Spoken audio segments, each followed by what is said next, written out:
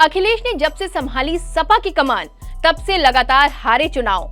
UP के पूर्व मुख्यमंत्री और सपा के मुखिया अखिलेश यादव लोकसभा चुनाव 2024 के लिए बीजेपी के खिलाफ फील्डिंग सजा रहे हैं।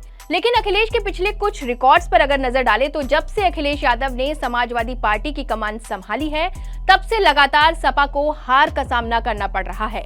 हालांकि सपा अध्यक्ष अखिलेश ने कई प्रयोग भी किए, लेकिन उनका किसी भी प्रयोग का असर देखने को नहीं मिला। हालांकि अखिलेश यादव का दावा है कि इस बार उनका पीडीए फॉर्मूला एनडीए को हरा देगा। दावा तो अखिलेश बीजेपी को हराने का कर रहे हैं, लेकिन पिछले चुनावों पर नजर डाले तो हकीकत कुछ और ही नजर आती है। बीते एक दशक में सपा किसी भी चुनाव में कोई खास प्रदर्शन नहीं कर पाई। ज्यादातर चुनावों में सपा को हार का ही सामना करना पड़ा। पिछले कुछ समय में सपा अध्यक्ष ने कई प्रयोग किए, लेकिन ज्यादातर असफल रहे। जैसे कभी कांग्रेस से हाथ मिलाया, कभी बरसों की दुश्मनी भुलाकर बसपा सुप्रीमो मायावती के साथ गठबंधन भी किया, लेकिन इसका भी असर नहीं देखने को मिला। हाल ही में हुए निकाय चुनाव में भी समाजवादी पार्टी को करारी हार का सामना करना पड़ा। अखिलेश यादव के सियासी करियर को देखा जाए तो जब से उन्होंने पार्टी की कमान संभाली है, उन्हें लगातार ही हार का सामना करना पड़ रहा है।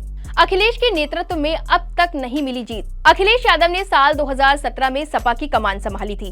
इस दौरान उनके पारिवारिक विवाद और चाचा शिवपाल यादव से जमकर खींचतान देखने को मिली थी। साल 2017 में ही अखिलेश ने राहुल गांधी के साथ हाथ मिलाया और मिलकर विधानसभा चुनाव लड़ा। इन चुनावों में सपा 47 सीटों पर ही सिमट कर रह गई।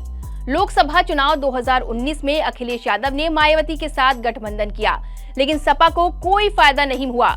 सपा का वोट बसपा को ट्रांसफर हुआ, लेकिन बसपा के वोटरों ने सपा को वोट नहीं डाला और सपा को 5 सीटों पर ही जीत हासिल हुई। विधानसभा चुनाव 2022 में अखिलेश यादव ने यूपी की छोटी छोटी पार्टियों के साथ गठबंधन किया। इनमें ओम प्रकाश राजभर की सुभाषपा, महान दल, आरएलडी और अपना दल कमेरावादी जैसी पार्टियां थीं। इस चुनाव में सपा की सीटों में बढ़ोतरी तो हुई, लेकिन सपा के हाथ इस बार भी सत्ता नहीं लगी। विधानसभा चुनाव के कुछ महीनों बाद ही रामपुर और आजमगढ़ लोकसभा उपचुनाव हुए, जो अखिलेश यादव और आजम खान के इस्तीफा देने के बाद खाली हुई थी। ये दोनों सीट सपा का गढ़ रही थी, लेकिन दोनों ही सीटें सपा के हाथ से निकल गई। इसके बाद मैनपुरी लोकसभा और खतौली व रामपुर विधानसभा सीट पर उपचुनाव हुए।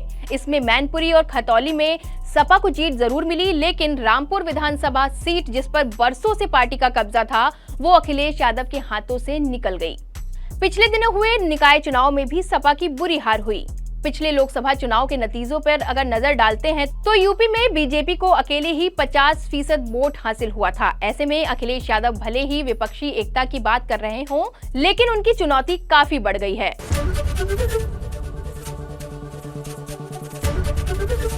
एबीपी गंगा, खबर आपकी, जुबान आपकी।